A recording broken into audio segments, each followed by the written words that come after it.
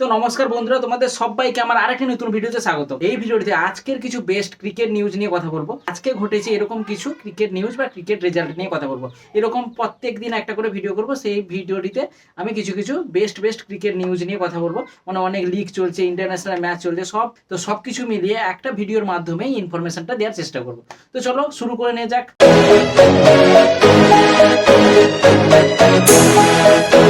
প্রথম খবর আসছে, যেটা এমএলসি টুর্নামেন্ট চলছে ইউএসএ তে। তো এটা সেকেন্ড সিজন চলছে। সেই সিজনে ফার্স্ট দুটো ম্যাচ হয়ে গেল।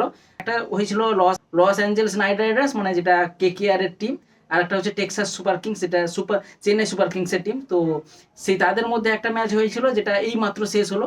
সেই ম্যাচে কিন্তু কলকাতা মানে কেকেআর এর টিমটা জিতে গেছে আর টিএসকে হেরে গেছে। ভালো পারফরমেন্স দিয়েছে আলী খান, 4 উইকেট নিয়েছে, তার মধ্যে একটা ওভারে 3 উইকেটও আছে। ডুপ্লেসিস চেন্নাইয়ের ক্যাপ্টেন্সি করছে এবং কেকেআর এর ক্যাপ্টেন্সি করছে সুনীল নারিন, তারপর রাসেল আছে কেকের।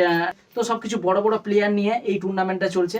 এটা তো ম্যাচ নাম্বার 2 বললাম। ম্যাচ নাম্বার 1টা হয়ে গেছে, রাত 1টার সময়। সেই ম্যাচটা হয়েছিল ডিপেন্ডিং চ্যাম্পিয়ন মানে মুম্বাই ইন্ডিয়ান্সের সাথে এমআই নিউ ইয়র্ক টিমের সাথে স্ক্যাটেল ওয়ার্কার্স, এরকম একটা টিম। তো সেটা ক্যাটেল ওয়ার্কার্সের ক্যাপ্টেন্সি করছে হেনরি ক্লাসেন এবং মুম্বাই নিউ ইয়র্কের ক্যাপ্টেন্সি করছে কেরন পোলার। তো সেই মুম্বাই ইন্ডিয়ান্সের টিম রাশিদ খান আছে, পোলার আছে, পুরান এই ম্যাচে ভালো পারফরমেন্স দিয়েছে। 62 রান করেছে মাত্র 37 বলে। তাছাড়া বোল্ট আছে, 3 উইকেট পেয়েছে। রাশিদ খান আছে, 3 উইকেট পেয়েছে।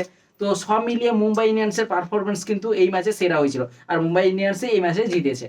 তো এই টুর্নামেন্টটা মাত্র দুটো মাঠে 25টা ম্যাচ হবে। তো খুবই শর্ট টুর্নামেন্ট। তো তারপরে খবর আসছে ইন্ডিয়া জিম্বাবুয়ে সিরিজ নিয়ে। তো ইন্ডিয়া জিম্বাবুয়ের মধ্যে 5টা টি20 ম্যাচের সিরিজ হবে।